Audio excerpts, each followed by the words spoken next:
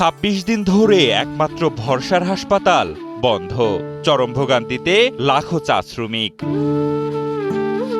মৌলভীবাজারের কমলগঞ্জের শমশেরনগরে অবস্থিত ৫০ শয্যার ক্যামেলিয়া ডানকান ফাউন্ডেশন হাসপাতাল, যেখানে টানা ২৬ দিনের বেশি সময় ধরে বন্ধ রয়েছে চিকিৎসা সেবা।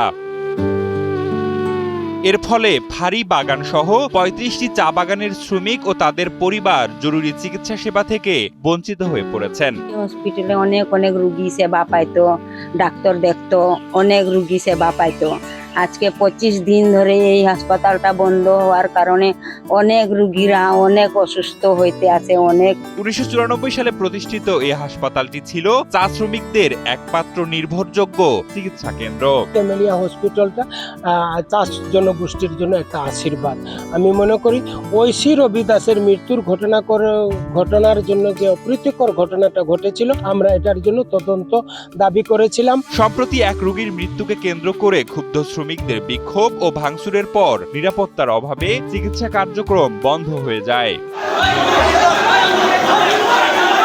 এখন চিকিৎসার জন্য দূরবর্তী হাসপাতালে যেতে হচ্ছে রোগীদের। এতে বেড়েছে সময়, খরচ আর ভোগান্তি। এখন আমরা কোনখানে জানবো যে আমরা তো টাকা পয়সা নাই, আমরা যে বাইরে গিয়া ডাক্তার দেখাইমু কিংবা ওষুধ খাইমু। এখন কতদিন তাকে হসপিটাল বন্ধ আছে, ১ মাস তাকে উপরে হইতাছে হসপিটাল বন্ধ। মৃত্যুর কারণ ও ঘটনার তদন্ত চলছে এবং দ্রুত হাসপাতাল চালুর চেষ্টা করা হচ্ছে বলে জানান কমলগঞ্জ উপজেলা নির্বাহী কর্মকর্তা মোহাম্মদ আসাদুজ্জামান। বিষয়টা নিয়ে আমরা সবাই কনসার্ন আছি। ক্যামেলিয়া কর্তৃপক্ষের সাথে কথা হয়েছে, তারা এখানে একটা উচ্চ পর্যায়ের টিম পাঠিয়েছিল, যারা এখানে তদন্ত করে পরিদর্শন করে তাদের রিপোর্ট নিয়ে গেছে। শীঘ্রই আমরা রিপোর্ট পাবো এবং আশা করি আমরা কোনো একটা ভালো পজিটিভ রেজাল্ট পাবো।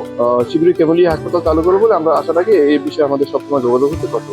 লাখো চা শ্রমিকদের স্বাস্থ্য সেবার একমাত্র ভরসা এ হাসপাতাল দ্রুত চালুর অপেক্ষায় পুরো অঞ্চল।